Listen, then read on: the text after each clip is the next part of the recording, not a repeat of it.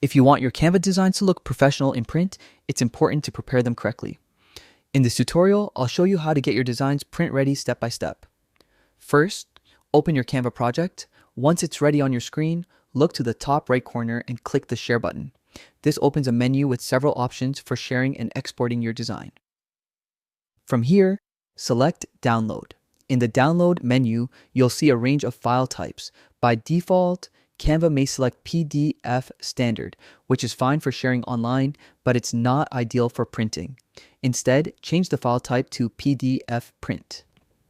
PDF print ensures your design has the highest resolution and is optimized for professional quality printing.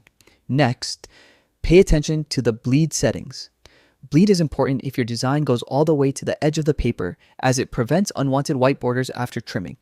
Many printing services require bleed, so make sure it's enabled if your design needs it. You might also see color profile options like CMYK. If you're using a professional printer, check their specifications and adjust your settings accordingly.